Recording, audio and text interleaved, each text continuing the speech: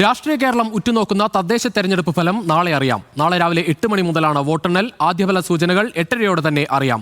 വിജയപ്രതീക്ഷയിലാണ് ഓരോ മുന്നണികളും. വിപുലമായ സജ്ജീകരണങ്ങളോടെ ന്യൂസ് മലയാളവും വോട്ടെണ്ണലിനായി സജ്ജമായിട്ടുണ്ട്. വിശദാംശങ്ങളുമായി VS അനു ചേരുകയാണ്. VS അനു, ഇനി നിയമസഭാ തെരഞ്ഞെടുപ്പിന് മാസങ്ങൾ മാത്രമാണ് മുൻപ് ബാക്കിയുള്ളത്. അതുകൊണ്ട് തന്നെ ഈ തെരഞ്ഞെടുപ്പ് ഫലം എല്ലാ മുന്നണികൾക്കും പ്രധാനമാണ്. എണ്ണി കൂട്ടിക്കിഴിച്ച് നിൽക്കുകയാണ് ഓരോ മുന്നണികൾ. തീർച്ചയായും രുചീഷ്, ഏറെ പ്രാധാന്യത്തോടു കൂടി തന്നെയാണ് ഈ വരുന്ന തദ്ദേശ തെരഞ്ഞെടുപ്പ് ഫലത്തെ കാണുന്നത്. പ്രത്യേകിച്ച് കേരള രാഷ്ട്രീയത്തിലെ ഈ കഴിഞ്ഞ കുറേ നാളുകളിൽ LDFനാണ് തദ്ദേശ തെരഞ്ഞെടുപ്പുകളിൽ ഒരു മുൻതൂക്കം ഉണ്ടാകുന്നത്. അത് പിന്നീട് പിണറായി സർക്കാരിൻ്റെ ഭരണ തുടർച്ചയ്ക്ക് കാരണമാകുന്ന തരത്തിലേക്കൊക്കെ മാറിയിട്ടുണ്ട്. അങ്ങനെ ഒരു ഘട്ടത്തിലാണ് ഇത്തവണ നോക്കൂ, സ്വർണ്ണക്കടത്ത്, രാഹുൽ മാങ്കൂട്ടത്തിൽ വിഷയം, അങ്ങനെ സജീവമായ രാഷ്ട്രീയ വിഷയങ്ങളാൽ സമൃദ്ധമായിരുന്നു ഈ തെരഞ്ഞെടുപ്പ് പ്രചാരണ കാലഘട്ടം. സാധാരണ തദ്ദേശ തെരഞ്ഞെടുപ്പുകളിൽ ഈ ചെറിയ പ്രാദേശിക വിഷയങ്ങൾ, പൈപ്പ് പൊട്ടലോ അല്ലെങ്കിൽ മാലിന്യ പ്രശ്നങ്ങളോ തെരുവുനായ വിഷയങ്ങളോ ഒക്കെയാണ് സജീവ രാഷ്ട്രീയ വിഷയങ്ങൾ ആയിരുന്നതെങ്കിൽ ഇത്തവണ അങ്ങനെയല്ല. ഒരു പൊതു വിഷയത്തിലാണ്. ഇപ്പോൾ രാഹുൽ മാങ്കൂട്ടത്തിൽ വിഷയത്തിൽ അല്ലെങ്കിൽ ശബരിമല സ്വർണ്ണപ്പാളി മോഷണം വിഷയം, അങ്ങനെ എല്ലാവരാലും ചർച്ച ചെയ്യപ്പെടുന്ന വിഷയങ്ങളാണ്. ഓരോ വാർഡ് തലത്തിൽ പോലും ഏറ്റവും പ്രധാന ചർച്ചാ വിഷയമായി മാറി. നോക്കും, മലപ്പുറത്തടക്കം അല്ലെങ്കിൽ ലീഗ് പ്രവർത്തകരടക്കം അല്ലെങ്കിൽ അങ്ങനെയുള്ളവരടക്കം ഈ ശബരിമല സ്വർണ്ണക്കൊള്ള വിഷയം ഉയർത്തിക്കാട്ടുന്നു.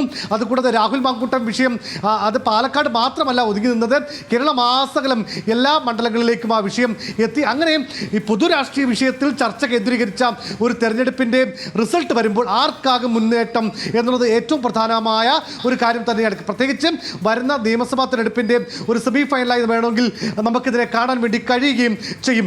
ഏതായാലും മുന്നണികൾ വളരെ സജീവമായ അവരെ ഈ പറയുന്ന കണക്ക് കൂട്ടലുകളുടെയൊക്കെ തിരക്കിലാണ് അവർ ഉള്ളത്. ഈ കുറഞ്ഞ പോളിംഗ് ശതമാനമാണ് പല മുന്നണികളുടെയും നെഞ്ചെടുപ്പ് കൂട്ടുന്നത്. ഈ സാധാരണ ഈ കോവിഡ് സമയത്ത് പോലും ഉണ്ടായതിനേക്കാൾ കുറവ് വോട്ടിംഗ് ശതമാനം പലയിടങ്ങളിലും ഉണ്ടായിട്ടുണ്ട്. അത് ഏത് തരത്തിലാണ് ബാധിക്കുന്നത്? ആൾക്കാർക്ക് ഈ കക്ഷി രാഷ്ട്രീയ മുന്നണി രാഷ്ട്രീയങ്ങളോടൊക്കെയുള്ള വിമുഖതയുണ്ടോ എന്ന ചോദ്യം ചില സാമൂഹ്യ നിരീക്ഷകരൊക്കെ ഉയർത്തുന്ന ഘട്ടം കൂടിയാണ്.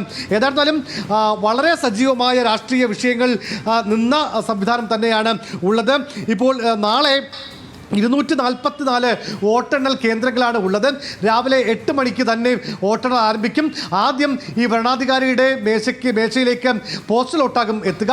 പോസ്റ്റൽ വോട്ട് ആ നിമിഷം വരെ എത്തുന്ന പോസ്റ്റൽ വോട്ട് അത് എണ്ണാൻ വേണ്ടി എടുക്കും. അതിനുശേഷം എത്തുന്നത് അത് എണ്ണില്ല എന്ന് വ്യക്തമാക്കി എഴുതി മാറ്റിവെക്കുകയും ചെയ്യും. അതുകൊണ്ട് ആദ്യ ഒരു ട്രെൻഡ് നമുക്ക് 8 മണി കഴിയുമ്പോൾ തന്നെ ആദ്യ ട്രെൻഡ് അറിയാം. പിന്നീട് ഓരോ വാർഡിലും 12 മുതൽ ഇപ്പോൾ കോർപ്പറേഷനിലാണെങ്കിൽ 18 ടേബിൾ വരെ ഉണ്ടാകും.